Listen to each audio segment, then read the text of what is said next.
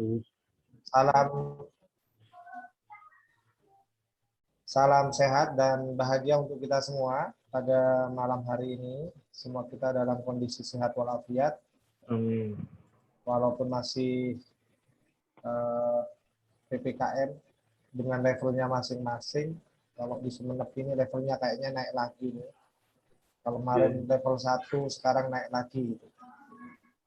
Semoga semua kita sehat, bisa melaksanakan tugas-tugas dengan baik. Dan pada malam hari ini kita sedang melaksanakan tugas dari Pasca Sarjana Universitas Wiraraja untuk menguji proposal tesis yang diusulkan oleh Saudara Muhammad Ridwan dengan judul Mewaris Berdasarkan Wasiat yang Mempengaruhi Pendidikan M40.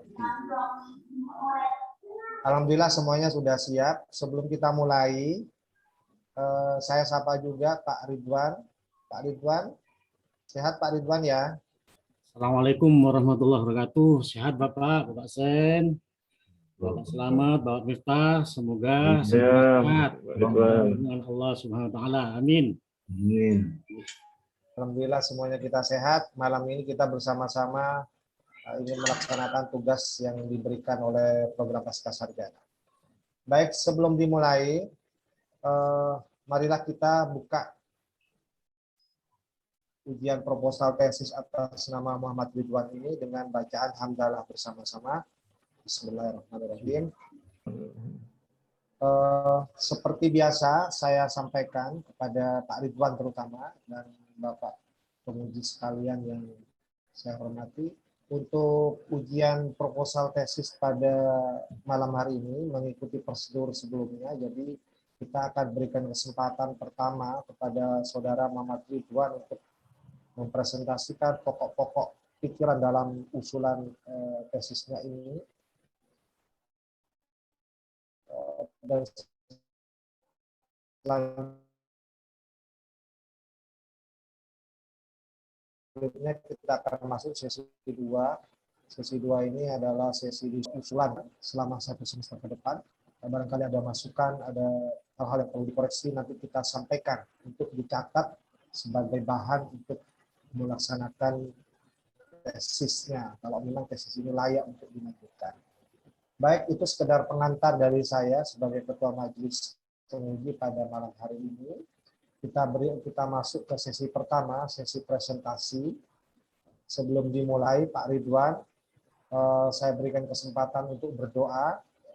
Seperti biasanya, sebelum dimulai, kita berikan kesempatan kepada peserta ujian untuk berdoa. Silakan Pak Ridwan, saya berikan kesempatan untuk berdoa. Berdoa dimulai.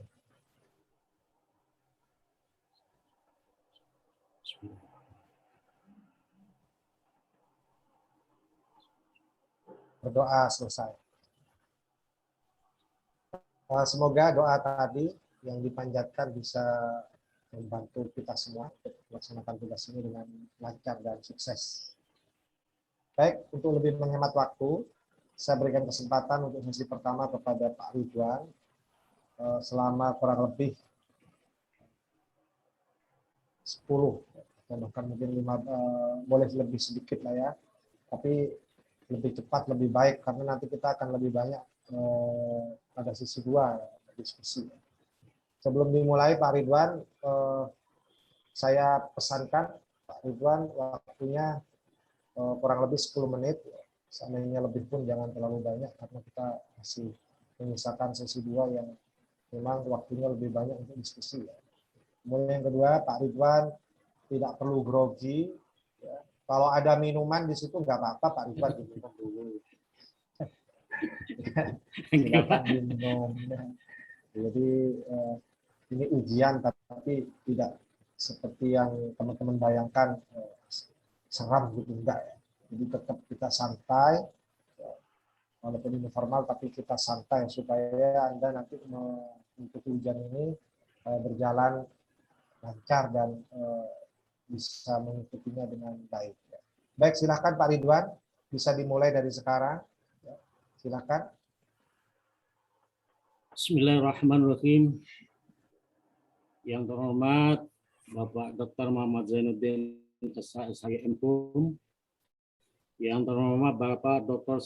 Selamat Soehartono SIMH, yang terhormat Bapak Dr. Miftahul Munir SIPJ MEUM. Terima kasih yang memberikan kesempatan ini dalam uji proposal tesis. Proposal tesis ini saya mencoba, Pak, mengambil judul mewaris berdasarkan wasiat yang mempengaruhi kedudukan legitim foresti. Jadi diisi dari proposal tersebut ada beberapa bab, terdiri dari 3 bab dan beberapa rumusan. Jadi yang pertama adalah bab pendahuluan. Bab pendahuluan ini terdiri dari latar belakang, rumusan masalah, tujuan, dan manfaat. Kita mulai dari latar belakang mengenai kaidah hukum positif yang mengatur perihal kewarisan negara Indonesia belum mempunyai hukum waris nasional, sehingga terdapat pluralistik tentang hukum waris di Indonesia yang meliputi 3 kaidah hukum yang mengatur perihal kewarisan, yaitu hukum adat, hukum Islam, dan hukum perdata Barat. Penelitian ini memfokuskan pada analisis hukum waris yang berdasarkan pada kitab Undang-Undang Hukum Perdata. Pengaturan hukum waris konvensional diatur dalam pasal 584 KUHP Perdata dinyatakan bahwa hak milik atas suatu benda tak dapat diperoleh dengan cara lain melainkan pemilikan karena pelekatan, karena kadaluarsa, karena pewarisan, baik menurut undang-undang maupun menurut surat wasiat. 2 hal yang dapat menjadikan ahli waris ada ahli waris berdasarkan undang-undang atau habis testato dan mewarisi wasiat atau testamenter. Pewaris dalam memberi tuangkan dalam seseorang tertentu kewenangan yang semasa masih hidup, kekayaannya, kewenangan diperanakan oleh para pewaris. Jika melampaui, maka akan ada konsekuensinya hukum yang ditimbulkan setelah meninggal dunia, yakni harta warisan yang diterima oleh ahli waris. Berdasarkan wasiat harus dikembalikan sebagaimana hak mutlak atau legitim foresti dari penerima waris berdasarkan undang-undang. Salah satu masalah yang biasanya timbul adalah permasalahan pewarisan yang disebabkan oleh adanya ahli waris berdasarkan surat wasiat atau testamen. Hal ini seringkali memicu sengketa waris karena ahli waris habis testato menganggap adanya ahli waris dapat mengganggu dan cenderung mengurangi hak sebagai ahli waris. Seperti kasus pada putusan kasasi Mahkamah Agung nomor 953 K/P PDTD/2016 dan putusan pertama nomor 157 PDTG 2013 Pengadilan Banyuwangi antara penggugat Norjana dan tergugat Sukaina dan Fauzia bahwa dalam akte nomor 30 tanggal 24 September 1985 tentang persetujuan pemisahan dan pembagian harta yang dibuat oleh di hadapan Notaris R.E. Bawile Sarjana Hukum di Banyuwangi menyatakan sah menurut hukum. Surat wasiat tertanggal 2 Januari 1991.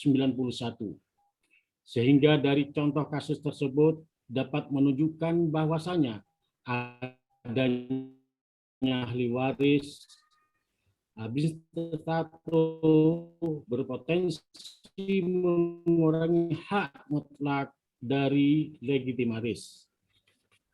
Sebagaimana terdapat dalam pasal 913 yang menyatakan bahwa legitimity adalah hak mutlak bagi ahli waris berdasarkan undang-undang, yang mana pewaris juga tidak boleh atau dilarang memberikan hak mutlak tersebut kepada orang lain yang ditetapkan sebagai ahli waris berdasarkan wasiat, ketentuan yang terdapat dalam pasal 916 huruf A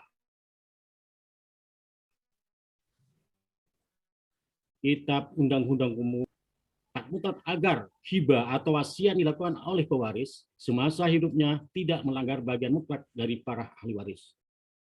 Namun, pada pasal ini terjadi di mana pasal 916 huruf A Kitab Undang-Undang Hukum Perdata, pasal tersebut di atas justru tidak memberikan perlindungan kepada legitimaris atau ahli waris menurut undang-undang. Sehingga apa yang menjadi tujuan daripada pasal 913, di mana pasal ini memberikan perlindungan penuh kepada ahli waris legitimaris.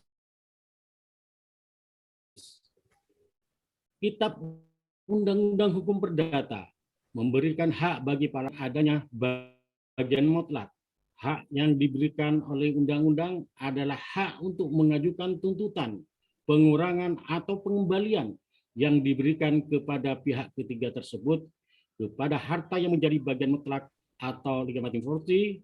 Para ahli waris legitimaris berhak mengajukan tuntutan untuk memenuhi di legitimate property mereka melalui pengurangan dengan cara perbandingan di antara ahli waris yang diberikan. Rumusan masalah. 1. Bagaimana prosedur pengurangan dan pengembalian harta waris yang menjadi legitimasi terhadap waris berdasarkan wasiat. 2. Apakah mewaris berdasarkan wasiat dapat mempengaruhi kedudukan legitimasi ahli waris berdasarkan undang-undang. Tujuan. 1.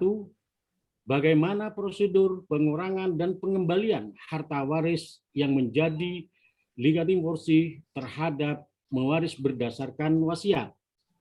2. Apakah mewaris berdasarkan wasiat dapat mempengaruhi kedudukan legitimasi atau ahli waris berdasarkan undang-undang. Bab kedua ada tinjauan pusaka, terdiri dari konsep hukum waris di Indonesia, syarat menjadi waris, dan pengertian umum waris. Bab yang ketiga adalah penelitian, metode penelitian, tipe atau jenis penelitian. Jenis penelitian dalam penulisan tesis adalah penulisan hukum normatif, yaitu penulisan yang mengkaji norma hukum positif yang berlaku, yang berupa peraturan perundang-undangan yang berkaitan dengan mewaris berdasarkan wasiat yang mempengaruhi kedudukan legitimasi. Yang pertama, pendekatan masalah, pendekatan perundang-undangan, dan pendekatan kasus. Yang kedua, bahan hukum primer, sekunder, dan tersier. Yang ketiga adalah teknik pengumpulan bahan hukum, studi kepustakaan terhadap sumber bahan hukum, dan yang keempat, teknik pengelolaan bahan hukum, deskripsi, sistematisasi, analisis, dan interpretasi. Analis bahan hukum untuk menganalisis data yang diperoleh akan digunakan metode analisis norma bentuk urang-urang yang bersusun secara sistematis. Artinya, bahan hukum sekunder yang diperoleh akan dihubungkan satu dengan yang lain sesuaikan dengan permasalahan yang diteliti, sehingga secara keseluruhan merupakan satu kesatuan yang utuh sesuai dengan kebutuhan penelitian. Sehingga analis penelitian ini menggunakan deskripsi secara deduktif. Terima kasih Bapak, mohon masukan dan bimbingannya. Assalamualaikum warahmatullahi wabarakatuh.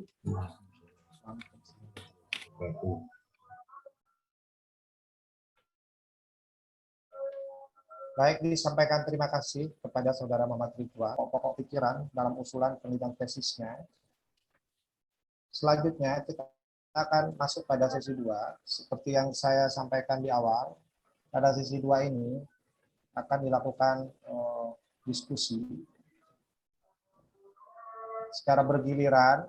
Nanti para penguji akan memberikan tanggapan, memberikan mungkin juga masukan dan catatan-catatan lain yang itu diharapkan berguna untuk menyempurnakan rencana penelitian tesis Saudara Ridwan. Sebelum dimulai, Pak Ridwan, sampean siapkan catatan juga. Jadi walaupun kami penguji ini juga mencoret-coret, menuliskan apa saja yang perlu diberikan catatan, tapi Anda berkewajiban juga di situ menyiapkan alat tulisnya untuk mencatat sejumlah tanggapan, masukan, koreksi, dan catatan lain. Siap Pak Ridwan ya? Siap Pak. Baik, terima kasih. Baik, kita lanjutkan.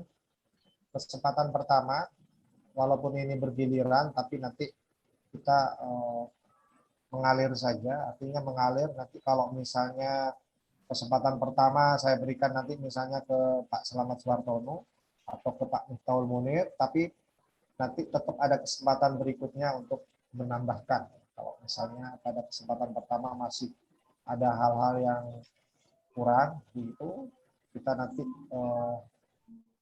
akan memberikan kesempatan kedua. Jadi perlu saya tegaskan, kesempatan ini akan diberikan 2 kali, kesempatan pertama dan kesempatan kedua. Baik, kesempatan pertama saya berikan kepada kepada yang hormat Bapak Dr. Miftahul Munir sebagai penguji ketiga dalam ujian proposal Saudara Muhammad Ridwan.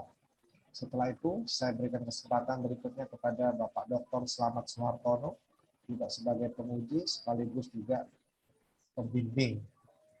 Jadi biarlah kami yang membimbing ini nanti dapat giliran terakhir. Baik, kita berikan kesempatan pertama kepada yang terhormat Bapak Dr. Miftahul Munir. Disilahkan Bapak Miftahul Munir.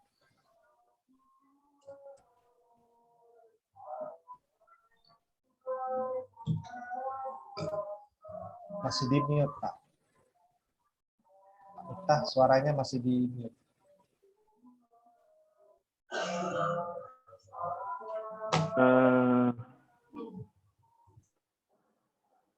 Baik, terima kasih Pak Zen atas waktunya. Saya ini yang ingin saya coba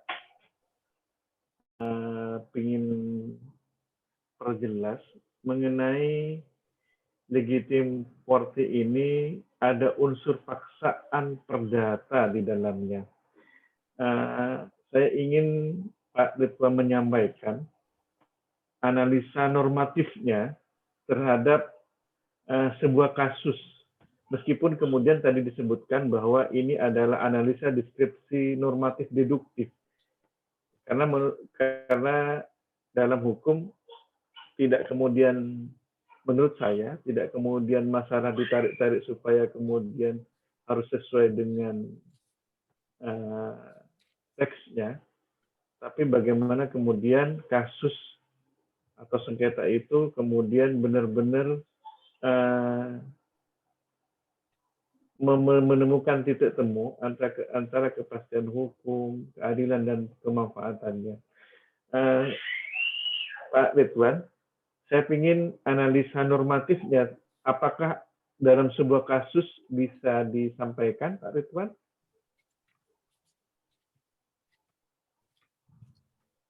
Oke, Pak, kurang Pak, suara kurang gitu jelas, Pak. Oh Cuma iya, kita iya. nangkap kayaknya sepertinya mengenai analisis normatif ya, Bapak. Ya, kan ini metode penelitiannya analisa terhadap hukum normatifnya. Saya kemudian berbalik begini, Pak Ridwan. Jika kemudian deduktif normatifnya tidak menemukan kasus, bagaimana kemudian analisanya Pak Ridwan terhadap legitim forte ini? Oke, Bapak, saya mencoba menjawab, Bapak. Ya. Terima kasih. Jadi jenis penelitian dalam penelitian ini adalah penelitian hukum normatif, yaitu penelitian yang mengkaji norma hukum positif yang berlaku, yang berupa peraturan perundang-undangan yang berkaitan dengan mewaris berdasarkan wasiat yang mengaruhi kedudukan legitim forte. Itu kalau ada kasus, Pak, yang Bapak sampaikan. Seandainya tidak ada kasus, Pak, seandainya tidak ada kasus, bagi kami adalah sangat besar sekali, Pak. Jadi kami mengambil penelitian secara normatif ini karena ada kasus.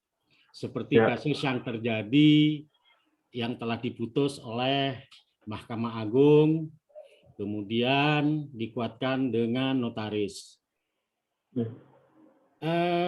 Jadi sebenarnya saya juga agak bingung dan ingin mengetahui Bapak kedudukan hukum, terutama hukum waris Indonesia, Pak. Jadi mungkin ke Bapak memberikan masukan, memberikan pengetahuan kepada kami.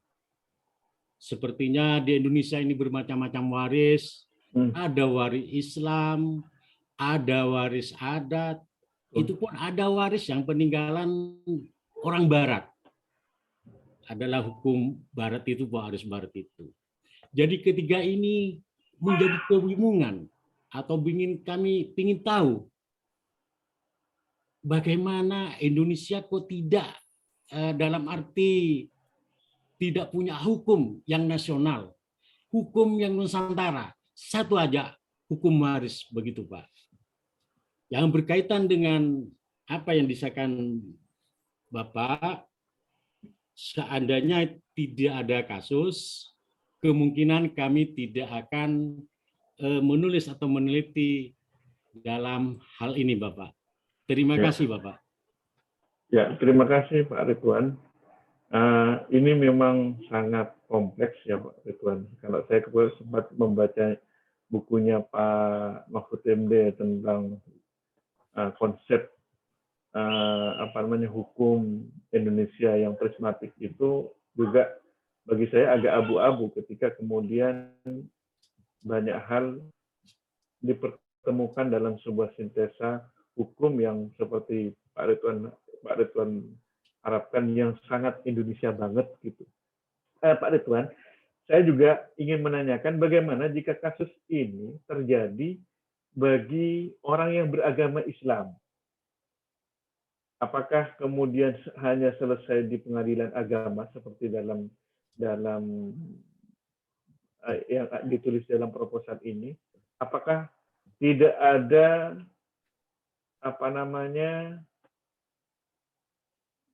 kesempatan hukum lain untuk dapat menggugat sengketa tersebut?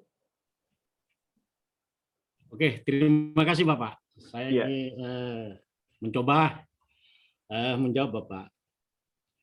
Memang antara pengadilan agama dan pengadilan umum atau pengadilan negeri memang terjadi istilahnya kalau menurut kami benturan, Pak. Ya. Di undang-undang sudah jelas-jelas dijelaskan. Bagi seorang beragama Islam, bagi seorang yang beragama Islam, itu berperkara di pengadilan agama. Dan juga disebutkan bahwa di yang non-Islam itu di pengadilan negeri. Namun apa kenyataannya, Pak? Yang terjadi selama ini, banyak kasus-kasus yang ada di Sumeneb waktu kami masih di Sumeneb, Bapak, Ya. di mana para pihak atau para penggugat dia mengajukan suatu warisan itu di pengadilan istri. Sedangkan beliau adalah beragama Islam. Itu pernah terjadi pihak penggugat, Pak. Nah, kemudian pihak tergugat juga berhak mengajukan, Pak. Karena dia beragama Islam, sedangkan juga berhak mengadili orang-orang yang beragama Islam mengajukan waris. Jadi tergugat itu juga mengajukan di pengadilan agama, Pak, dengan hal tersebut. Lah, dengan terjadinya dua unsur antara pengadilan agama dan pengadilan negeri, akhirnya terjadi dianggaplah pertanyaan bagi kita, Pak. Namun kemudian kita sama-sama satu atap dengan pengadilan negeri, kita meminta fatwa di pengadilan di Mahkamah Agung yang kami maksud, Pak. Iya. Ternyata juga terbukti kalau tidak keliru tahun 2016 sebelum kami dimutasi ke Kangian, Pak, yang terjadi akhirnya fatwa di Mahkamah Agung dia berpatokan kepada hukum Islam dalam arti bahwa bagi yang beragama Islam diharuskan mengajukan suatu perkara ke pengadilan agama. Dalam inti pokoknya yurisdiksi pengadilan agama, Bapak. Terima kasih. Ya, terima kasih, Bapak. Saya sedikit nyambung dengan KUHP 913 dengan 916. Jangan-jangan di situ, Pak. Jangan-jangan di situ komparasinya jangan-jangan di situ ada benang-benang ada pertemuan tapi saling bertentangan. Tapi saya begini, jangan-jangan kalau kita kalau kita berbicara hukum formal, ternyata hukum formal itu bisa dilawan dengan hukum yang lain. Kalau kita memang berbicara hukum bahwa hukum Indonesia itu secara formal adalah hukum yang memang disahkan oleh negara, dan itu kemudian semua elemen masyarakat punya hak untuk mencari keadilan dalam hukum formal tersebut. Dengan saya mohon maaf agak berbeda ya, saya mohon dikoreksi. Jadi kalau misalnya kemudian ada hukum negara yang kemudian dilawan dengan hukum yang di luar negara, ini masalah. Termasuk bagi saya, termasuk hukum agama. Termasuk hukum agama, karena kita paham betul bahwa Indonesia ini bukan negara agama, tapi bahwa hukumnya berlandaskan Pancasila, yang kemudian Pancasila berlandaskan kepada nilai-nilai agama dan adat pun ya, tapi bahwa dalam kasus-kasus tertentu bahwa secara umum itu bisa dialami oleh setiap orang yang berbeda agama dan keyakinan yang lain, patokannya adalah menurut saya apa yang kemudian dicari dalam kepastian hukum, keadilan dan kemanfaatannya, itulah yang kemudian lebih didahulukan oleh hukum formal kita. Jangan-jangan apa yang kemudian analisa normatif deduktifnya, masalahnya di sana. Bayangan saya ke sana, Pak Ridwan. Ini tanggapan saya saja, bukan pertanyaan. Terima kasih, Pak Ridwan. Boleh ditanggapi, silahkan. Tapi juga boleh tidak ditanggapi. Mungkin saya mencoba menanggapi sedikit, Bapak. Mohon maaf juga, ini cuma dari perasaan hati nurani kami gitu. Ya. Saya memang bertanya-tanya hukum di Indonesia itu, Pak, bermacam-macam aturan dan juga bermacam-macam hukum. Jadi bagi dalam arti negara itu tidak mempunyai hukum yang dipakai dalam arti cuma hukum yang dipakai satu ini. Jadi kalau masyarakat itu masyarakat awam jadi kebingungan. Begitu. Terima kasih Bapak. Terima kasih banyak masukannya. Ya, terima kasih. Saya cukup Pak Zen.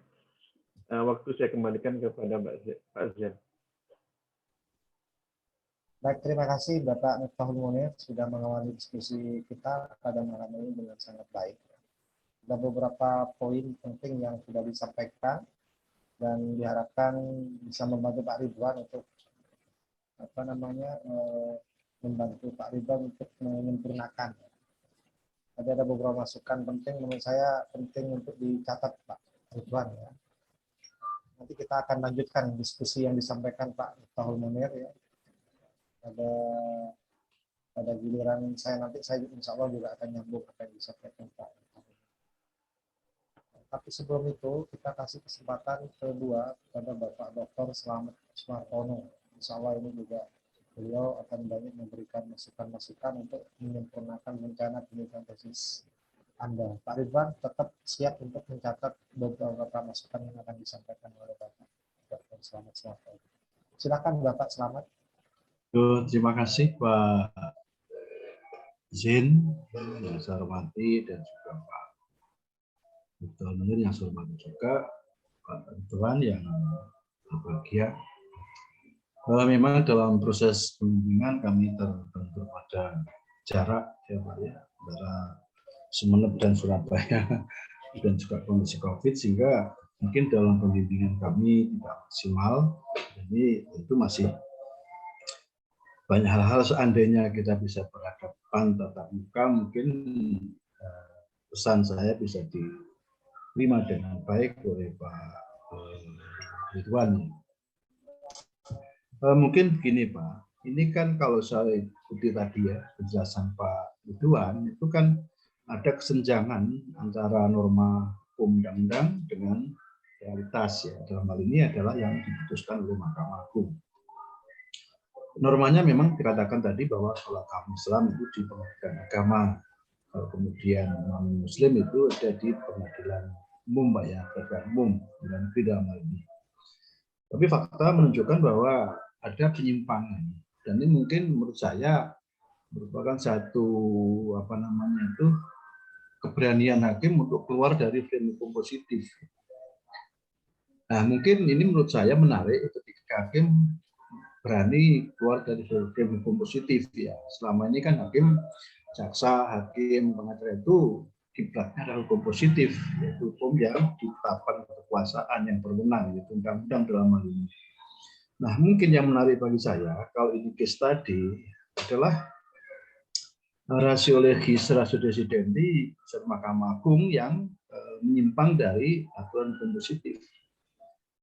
Sehingga Pak Ridwan barangkali nanti yang menurut saya perlu dianalisis adalah pertimbangan hukum apa sehingga si Mahkamah Agung, hakim Mahkamah Agung berani menyimpangi hukum positif, ya, mengadili sengketa-sengketa yang seharusnya bukan menjadi kewenangan peradilan agama Pak ya, agama Pak ya. Nah ini yang menurut saya akan menarik kalau diskusi itu nanti akan mengarah pada analisis ya, pertimbangan hukum Mahkamah Agung. Ini yang menurut saya, sehingga mereka berani keluar dari frame hukum positif. Ada apa di situ? Ada permasalahan apa di situ? Apakah dia menggunakan pertimbangan hukum yang tidak tertulis ya? Unwritten law-nya misalnya, hukum adatnya, hukum. Karena saya lihat itu nampaknya hakim akan merujuk pada keadilan. Mungkin kita sepakati bahwa hukum itu adalah keadilan ya. Ini terlihat dari putusan hakim selalu irah-irahnya demi keadilan berdasarkan ketentuan Yang Maha Esa. Sehingga kalau mungkin menurut hakim kalau itu mengacu pada undang-undang yang digunakan dasar hukum harus diadili di pengadilan umum non-Muslim yang Muslim. Mungkin menurut hakim barangkali tidak adil malahan. Sehingga hakim keluar dari hukum positif dan hukum positif. Ini yang menarik menurut saya. Sehingga Pak Ridwan harus mencoba untuk berani masuk ke itu. Kalau mungkin rumusan masalahnya tadi apakah mempengaruhi, mungkin menurut saya tidak terlalu. Untuk kelasnya S2 Pak ya, tesis Pak ya. Mungkin kalau S1 tata dogmatika ya paling banter punya begini, dan begitu faktanya berarti salah aja lah. Tapi kalau S2 kan tidak. Analisisnya filosofis, analisis teoritis ya, yang mungkin Pak Ridwan nanti bisa menganalisis dari perspektif filosofisnya, nilainya. ya, atau dalam perspektif teorinya. Mungkin ada teori yang menjelaskan ya bahwa hakim tidak harus terkungkung pada frame kompositif karena tuntutan rasa keadilan misalnya. Ini yang menarik menurut saya. Coba Pak Ridwan nanti menganalisis pertimbangan hukum Mahkamah Agung yang ya Mahkamah Agung Pak ya. Iya. Putusan tadi yang digambarkan itu baru kemudian bicara masalah case study ya atau case approach kalau Pak Ridwan menggunakan istilah pendekatan kasus misalnya. Itu menarik sekali. Nah disitulah kemudian Pak Ridwan bisa mengungkapkan teori-teori yang digunakan untuk menganalisis alasan apa yang digunakan oleh Mahkamah Agung untuk memutus mengadili di luar undang-undang. Mungkin ada teori pembenarnya barangkali atau Pak Ridwan mencoba menggali filosofinya. Nilai-nilai keadilannya barangkali ketika hakim memilih ya untuk memutuskan di luar undang-undang atau di luar keharusan yang ditetapkan oleh undang-undang. Ini satu menurut saya itu satu kemajuan yang luar biasa. Kalau seandainya diikuti seperti Pak Bismar Sekar dulu Pak ya itu sangat menarik sekali. Dan juga Pak Ketua PT Surabaya dulu yang sudah Pak siapa itu menarik Pak. Memang kita seharusnya memang tidak harus tunduk pada hukum positif yang ansih ya. Kalau memang hukum positif itu tidak mencerminkan rasa keadilan. Nah, saya pahami bahwa hukum positif itu tidak lebih sekedar kehendak politik ya, sekedar politikus yang kadang-kadang tidak memahami kondisi faktual di masyarakat. Dia lupa ada hukum yang hidup dalam masyarakat. Dia membuat undang-undang berdasarkan logika positif ya, yang tersusun secara rapi tanpa memperhatikan aspek keadilan. Padahal hukum itu sejatinya keadilan. Ini yang menurut saya perlu nanti Pak Ridwan perlu dicoba untuk berani menganalisis pertimbangan hukum yang menggunakan teori-teori yang mendukung analisis bahwa sudah selayaknya misalnya Mahkamah Agung keluar dari hukum positif tadi. Itu satu yang menurut saya perlu diperhatikan Pak Ridwan. Dan kalau itu memang Pak Ridwan berhasil untuk menganalisis sangat menarik sekali.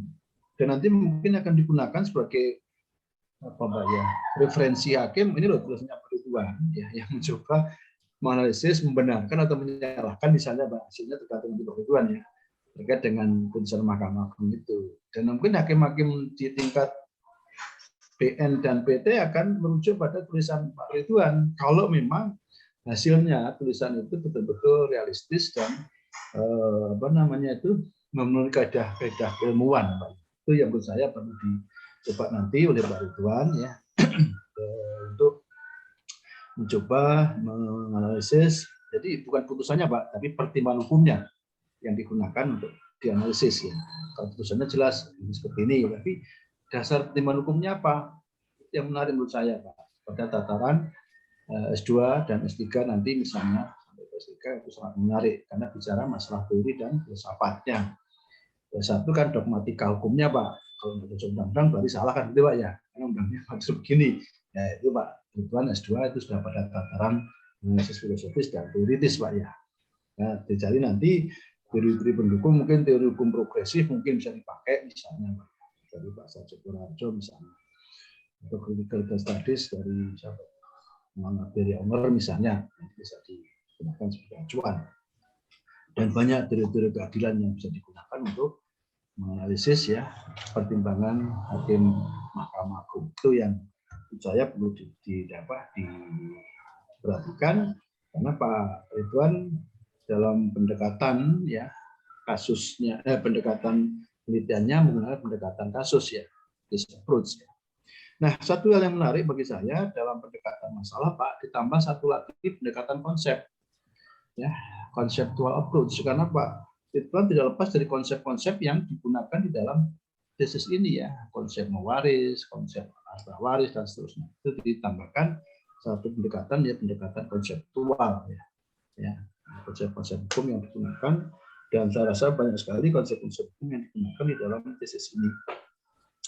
Nah, kemudian Pak yang perlu juga saya sampaikan karena memang bimbingannya hanya sekali ya tidak tuntas. Untuk ini masalah DKP Pak. Jenis penelitian itu mungkin Pak Ridwan kan sekarang tesis ini tidak bicara ilmu penelitian Pak ya, tidak bicara masalah metodologi penelitian Pak ya, tapi bicara metode penelitian dalam tesis ini. Sehingga Pak Ridwan tidak perlu menjelaskan atau penelitian, Pak. Pak. Ya, metode penelitian apa, jenisnya apa, metode normatif misalnya Pak ya, bla bla bla ya tadi sudah diajar. Dan jenis penelitiannya apa namanya, case study atau apapun namanya ya. Dan pendekatan masalahnya tadi saya lihat ya, pendekatan perundang-undangan itu cuma satu Pak ya. Atau mungkin juga putusan Mahkamah Agung itu sudah menjadi presiden kan bisa digunakan sebagai sumber hukum Pak ya. Nah, di KUH Perdata begitu, kemudian putusan Mahkamah Agung dan undang-undang tadi Pak yang berkaitan dengan kalau non Muslim ke PN ya Pak, Muslim ke PA itu juga bisa digunakan untuk sumber hukum primer Pak ya. Jadi pendekatannya ditambah pendekatan konseptual, ya, kemudian sumber bahan hukumnya langsung saja bahan hukum primer itu adalah KUH Perdata, undang-undang tadi peradilan Pak ya. Yang apa tadi yang non Muslim ke PN, yang Muslim ke PA, ya itu sumber hukum primer. Kemudian putusan Mahkamah Agung tadi sudah berkekuatan hukum tetap jadi sebagai acuan juga. Dan mungkin juga nanti Pak apa namanya itu Pak Ridwan juga mungkin mencoba melihat undang-undang peradilan agama misalnya, adakah kompetensi PA ya agama terkait dengan kewenangan ya, kewenangan peradilan sampai di mana sih ya, itu mungkin bisa digunakan acuan juga. Pendek kata banyak undang-undang yang mungkin bisa dijadikan rujukan di dalam pembahasan tesis nanti Pak ya. Itu yang menurut saya perlu dipertimbangkan. Kemudian juga pendekatan sudah, kemudian tipe penelitian sudah, kemudian mungkin teknik pengumpulan dan pengolahan bahan hukum. Ya, bagaimana Pak kita mengumpulkan bahan hukum itu? Ya, tadi saya lihat ada mensistematisasi dan seterusnya Pak ya. Itu bagaimana teknisnya? Mungkin Pak Ridwan membaca buku undang-undang dicatat Pak ya. Mungkin menggunakan card system ya. Ya, tiap-tiap hasil telaah Pak Ridwan dicatat dalam kartu dan dikumpulkan, ya, dikelompokkan, dipilah dan dipisah ya, sesuai dengan kebutuhannya, ya, diseleksi, ya. Jadi inventarisir tadi, inventarisasi di daftarnya tadi, itu teknisnya begitu. Kemudian untuk sumber bahan hukum yang relevan digunakan dan untuk yang tidak sementara disimpan, ya, saat dibutuhkan nanti kembali. Itu cara pengumpulan itu kan langkah-langkah Pak ya. Jadi teknik pengumpulan pengolahan itu tentu langkah-langkah yang dilakukan Pak Ridwan ketika mengumpulkan bahan hukum primer dan sekunder. Membaca undang-undang dicatat, baca referensi dicatat dalam kartu ya, sudah dengan kebutuhan subbab 1 ini, bab 2 ini nanti diinventarisir, dikumpulkan, dipisahkan, dipilahkan, yang relevan digunakan, yang relevan sebenarnya disimpan dan seterusnya. Itu teknik pengumpulannya. Ya, menurut saya perlu nanti Pak Ridwan dicatat dan dijadikan pertimbangan untuk menyusun tesis ini, karena di sini saya yakin dari ujian proposal itu nanti melanjutkan pada penyusunan ya, Pak. Penyusunan naskah tesisnya Bapak ya. Dan waktu yang mungkin cukup singkat barangkali Pak ya, 1 semester itu tidak lama Pak. Makanya kalau bisa Bapak memulai sekarang juga ya, baca-baca tadi buku-buku undang-undang ya Pak, waktunya mungkin 3 bulan lah, nggak sampai barangkali ya. Ya ekstra Pak ya, kerja keras. Ya itu memang risiko di S2 seperti itu Pak. S3 panjang, S2 kan kalau bisa kan 2 tahun maksimal Pak. Jadi Bapak mohon supaya nanti dimasukkan tadi saran pendapat dari tim penguji bisa dijadikan pertimbangan ya. Meskipun kalau memang nggak perlu ya tidak, tapi kalau memang perlu ya digunakan sebagai bahan rujukan Bapak untuk menyempurnakan tesis ini. Karena yang saya pahami ya kalau tesis itu mesti harus di atas skripsi Pak ya, jangan sampai sama apalagi di bawah skripsi itu nanti malah itu S2 kok kayak skripsi ya. Ini yang saya maksudkan menggunakan dan filsafat tadi Pak ya. Karena kajiannya filsafat dan teori Pak ya. Dogmatika ada pada S1 ya. Ini bicara masalah komposisinya bagaimana sih? Kalau enggak yang ngacak berarti salah kan Pak ya. S2 kan tidak menganalisis. dengan teori dan filsafat yang mendukung pendapatnya Bapak tadi. Saya setuju dengan Mahkamah Agung ya. Apa pertimbangan hukumnya? Saya setuju ya. Dukungan teorinya apa? Ya, yang membuat saya menyetujui pendapat Mahkamah Agung itu, putusan Mahkamah Agung. Atau saya nggak setuju. Teori mana yang mendukung Bapak setuju terhadap Mahkamah Agung itu? Ya, itu yang saya rasa menarik Pak, nanti kalau Bapak bisa mengelaborasi teori untuk menganalisis rasiologis ya atau pertimbangan hukum dari Mahkamah Agung, sehingga Mahkamah Agung berani keluar dari frame positif. Itu yang menurut saya perlu dipertimbangkan Pak ya, karena menurut saya sebetulnya pemusitipan hukum itu ya ada ruginya juga ya, karena janganlah menseragamkan yang tidak seragam. Kelirunya kita kan semua diseragamkan ya Pak ya. Padahal ada sisi-sisi yang tidak seragam yang tidak harus diseragamkan. Dan diseragamkan justru menimbulkan ketidakadilan. Ya, mungkin Bapak bisa menjadikan semacam apa ya yang dijadikan rujukan barangkali. Jadi jangan semua diseragamkan lah. Ya, itu yang menurut saya Pak perlu dipertimbangkan. Ini sekedar masukan dari saya selaku pembimbing dengan Pak Dr. Zain Bangge ya. Mudah-mudahan hasilnya sangat memuaskan dan bisa dijadi rujukan bagi masyarakat. Ya tentu kalau sudah nanti selesai ditandatangani diujikan nanti diedarkan di masyarakat, dibaca misalnya itu, diedarkan siapa yang membaca sumber hukumnya dari Pak Ridwan, sumber informasi ya Pak Ridwan mungkin bisa dirujukan oleh hakim-hakim di PM maupun PT. Terima kasih Dr. Zain dan terima kasih Pak Miftahul Munir ya waktunya. Terima kasih Pak Ridwan. Saya kembalikan ke Pak Dr. Zain. Monggo Bapak. Terima kasih. Baik, terima kasih. Saya sampaikan kepada Bapak Dr. Slamet Suhartono. Sangat banyak sekali masukannya Pak Ridwan. Ya, lumayan untuk bahan perbaikan-perbaikan. Jadi apa yang disampaikan beliau ini menurut saya juga banyak memberikan poin-poin penting ya untuk perbaikan dan arahan-arahan dari penulisan penelitian. Kita satu kali bimbingan Pak. Ya. Jadi kita belum maksimal membimbing ke arah mana rencana tesis ini akan dilakukan. Tapi bukan berarti kita tidak bisa untuk menyempurnakan. Tadi sudah banyak masukan dari Bapak Miftahul, dari Bapak Slamet Suhartono. Dan kita punya cukup waktu, walaupun satu semester ini sangat, kalau saya sampaikan memang sangat terbatas waktunya Pak Ridwan ya. Makanya saya tidak mau berlama-lama di proposal ini. Iya betul. Ya, berlama di proposal ini ya. Kemudian seperti yang lain-lain akhirnya molor-molor semua Pak Ridwan. Betul Pak Anggi. Sama. Apapun kekurangannya, proposal sampean yang seperti ini modelnya kita ACC saja untuk segera maju sesuai waktu yang ditentukan. Setuju.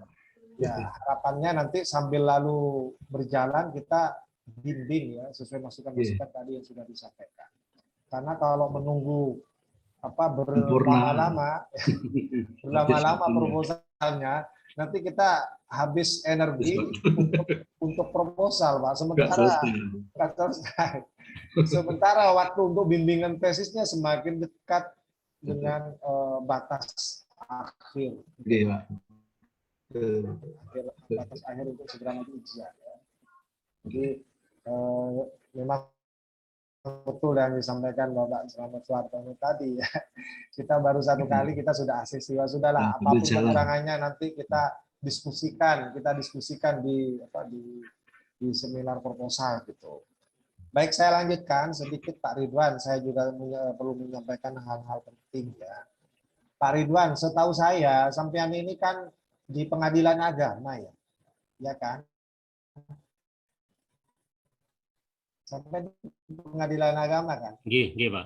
Perhatikan, ini arah dari penelitian sampean ini sepertinya mengarah pada penyelesaian pembagian warisnya menggunakan BW ya. Menggunakan BW yang itu memang digunakan oleh pengadilan negeri, pengadilan umum. Sebenarnya kalau mau lebih praktis ya, kalau saya pikirnya begini Pak Ridwan, sampean kan di pengadilan agama ya, tapi kemudian mencoba untuk berkontribusi ya, berkontribusi untuk melakukan penelitian tapi menggunakan apa namanya BW ya. Padahal BW itu kan tidak jadi pegangan di pengadilan agama ya.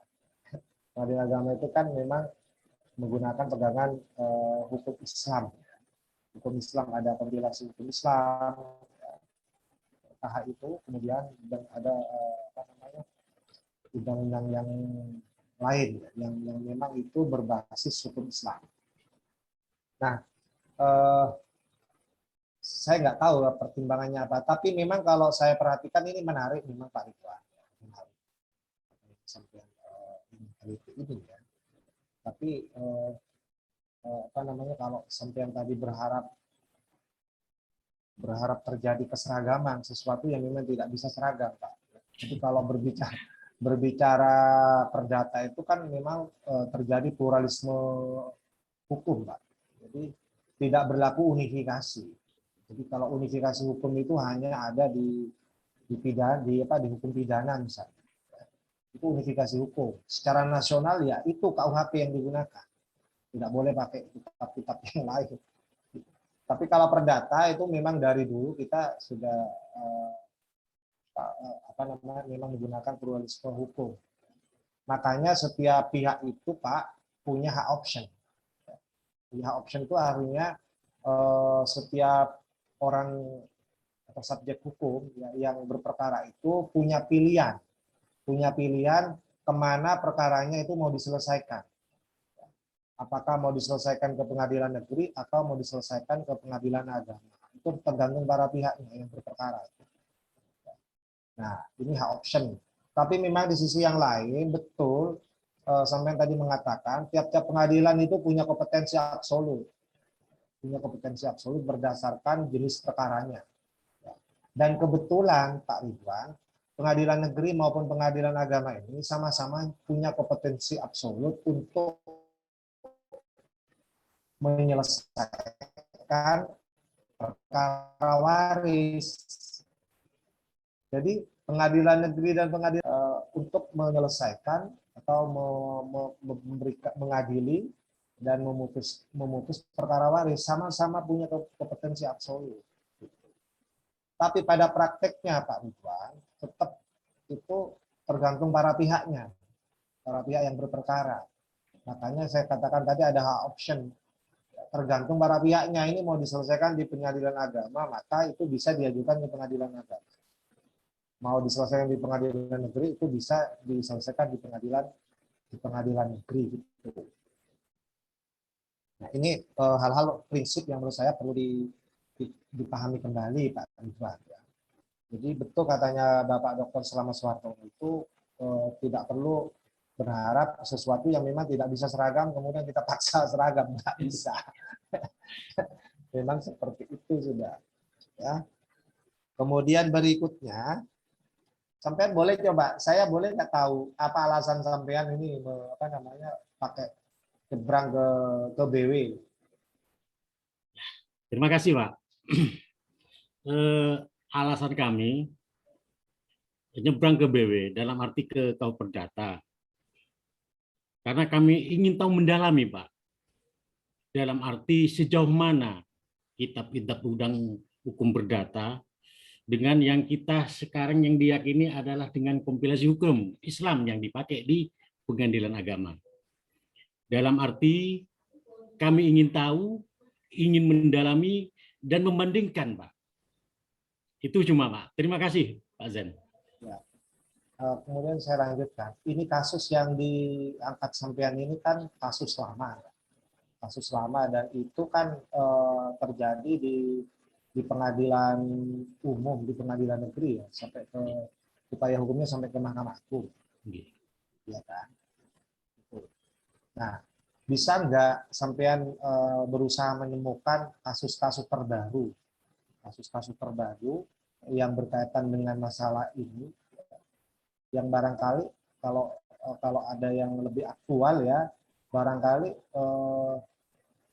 ada hal-hal yang lebih jelas gitu. Memang saya berharap referensinya termasuk kasus yang digunakan, kalau misalnya menggunakan pendekatan kasus, kalau bisa ada yang lebih aktual, gitu. Lebih aktual. Kalau misalnya ditemukan, saya berharap itu ada, saya yakin ada Pak, kasus seperti ini ada. Ya, itu masukan daripada saya. Jadi kalau bisa, kalau memang ini menggunakan pendekatan kasus, coba dicari barangkali ada kasus-kasus terbaru terkini terkait masalah ini. Itu masukan dari saya. Kemudian berikutnya, Pak Ridwan, ini isu hukumnya itu apa tadi? Isu hukumnya konflik norma ya. Nggih, Pak. Isu hukumnya konflik norma ya. Nggih. Ada pertentangan norma gitu ya. Nggih, Pak. Nah, kalau boleh saya tahu lebih diperjelas, itu yang dianggap normanya bertentangan itu yang mana ya Pak ya? Pasal berapa dan pasal berapa gitu. Sebab pemahaman saya seperti ini Pak Ridwan. Itu kan ada ketentuan boleh waris dengan wasiat. Ya kan? Ada ketentuan boleh waris dengan wasiat. Itu di BW itu ada, Pak.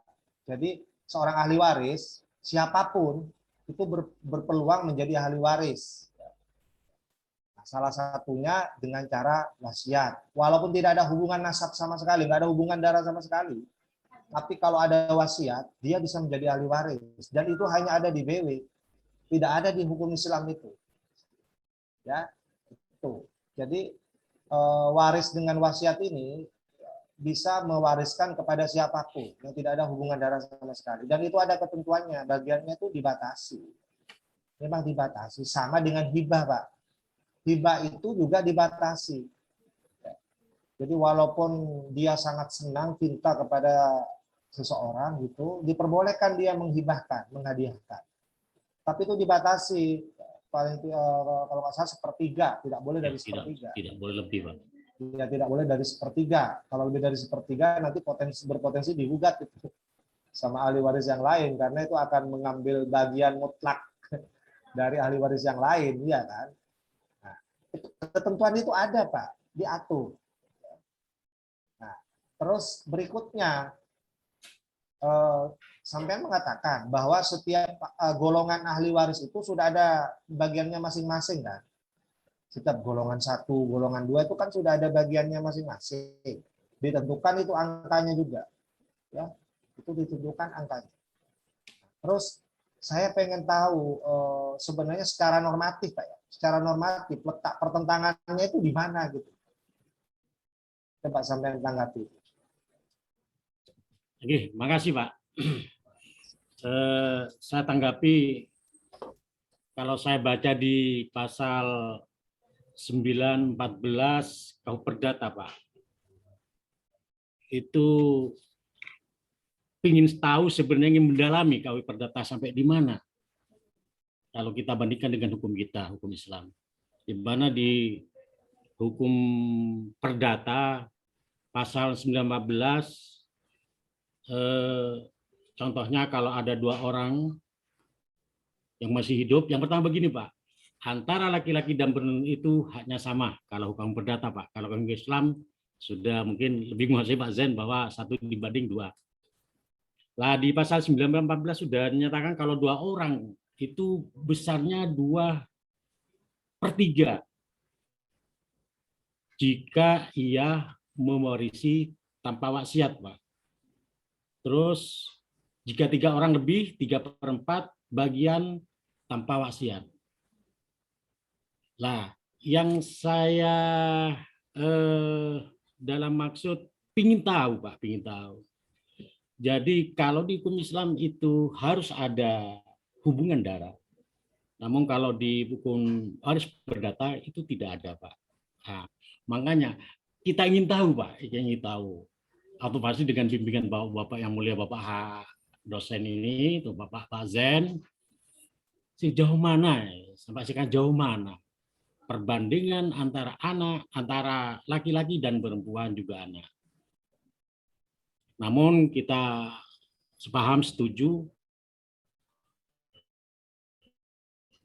memang suatu waris di perdata itu tidak boleh, dan itu pun kalau tidak keliru ada syarat-syaratnya, Pak. Di antaranya dia tidak dalam membunuh pewaris. Dari itu Pak Mosen, saya mohon masukan juga bimbingannya. Makasih Pak. Baik, terima kasih ya. Jadi itu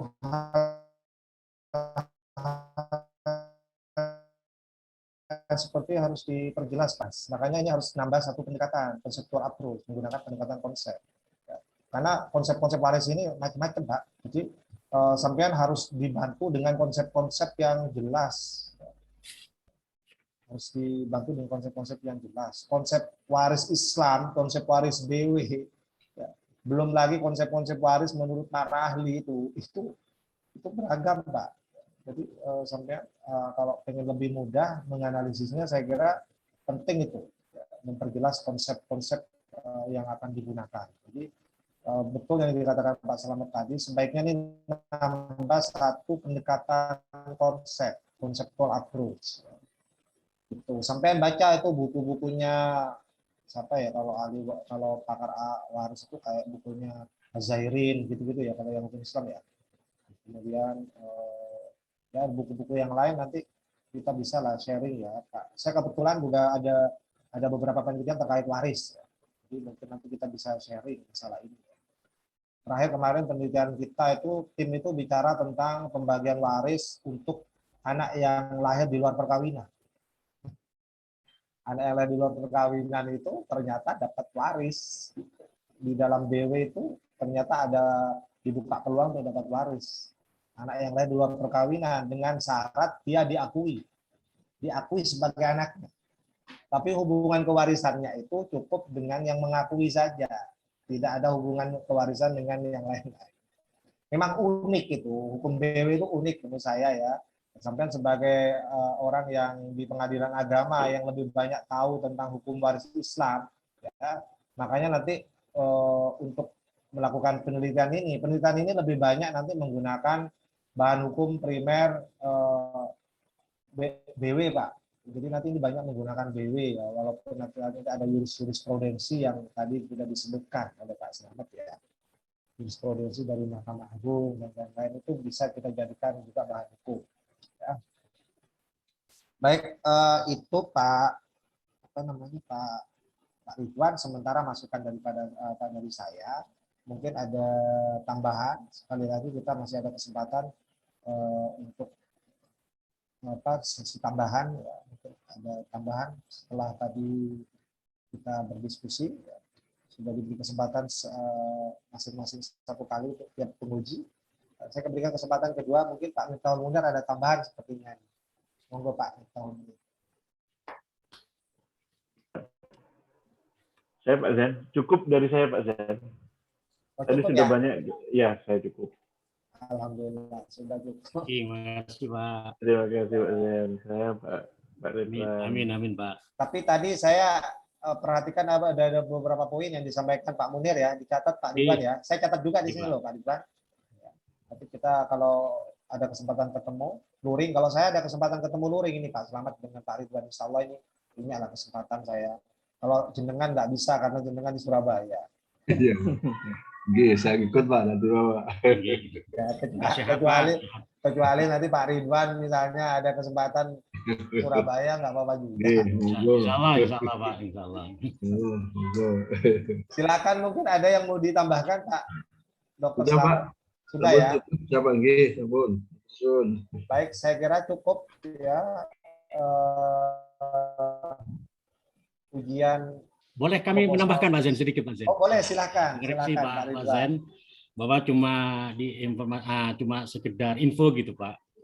Di samping Pengadilan Agama juga memakai kompilasi hukum Islam dan Undang-Undang 7 yang terbaru tahun 50 2016 juga pakai BW dan RBG Pak. Dalam arti BW itu menyangkut masalah panggilan dan pemberitahuan, Pak. Kita tetap memakai BW juga, Pak. Terima kasih, Pak Zen.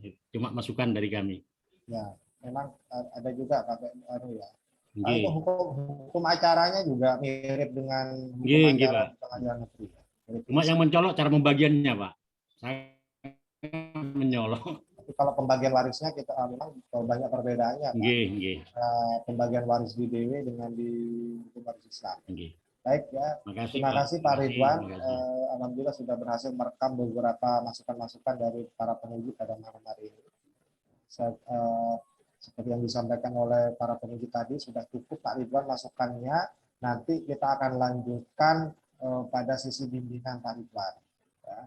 Sebelum ditutup, perlu kami mengingatkan Pak Ridwan, Anda punya waktu tidak banyak.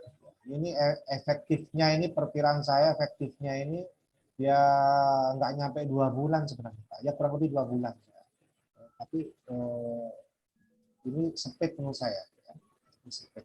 Ini kan bulan Januari, Pak. Bulan Januari. Ya, Anda sudah harus maju. Sidang akhir. Sebelum sidang akhir, sebelum sidang akhir Anda melakukan seminar hasil. Kita bisa planning lah ya. Kapan Anda bisa maju seminar hasil, kapan Anda akan maju sidang akhir. Jadi, sekali lagi, ancer-ancernya Pak, sampean ini ada waktu bulan depan, bulan Desember, ya. Jadi Januari awal itu perkiraan sudah mulai bisa daftar untuk sidang akhir. Baik, saya ucapkan terima kasih kepada yang terhormat Bapak Dr. Miftahul Munir sebagai peneliti. Saya sampaikan juga terima kasih banyak kepada Bapak Dr. Selamat Suwartono dengan kesibukannya juga di Untak ya. Saya pengen ke Untak ini cuma belum sempat-sempat. Semoga saya punya kesempatan nanti bersilaturahmi ke Untak ya, menemui Bapak Selamat Suwartono. Pak Miftah juga, Pak Miftah, saya ada kesempatan nanti ke Jogja. Karena adik saya kebetulan ngajar di UIN juga, jadi saya cukup sering juga sebenarnya ke Jogja. Cuman belum ada kesempatan ketemu. Ya, kami tunggu Pak Zen. Pak Suwartono, kami tunggu juga di Jogja Pak. Iya Pak. Kami tunggu Pak. Insyaallah. Ya, kita berdoa semoga semua kita dalam kondisi sehat walafiat.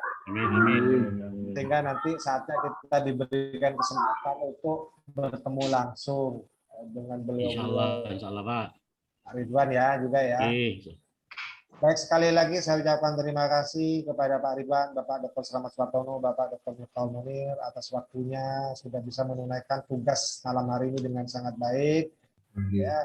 Semoga apa yang direncanakan oleh saudara Ridwan ini bisa berjalan lancar dan sukses. Amin. Marilah kita tutup ujian proposal tesis saudara Muhammad Ridwan ini dengan bacaan hamdalah. Alhamdulillahirrahmanirrahim. Saya akhiri. Wassalamualaikum warahmatullahi wabarakatuh. Waalaikumsalam. Waalaikumsalam warahmatullahi wabarakatuh. Terima kasih Pak Munir, Pak Selamat. Selamat, Pak Ridwan. Terima kasih Pak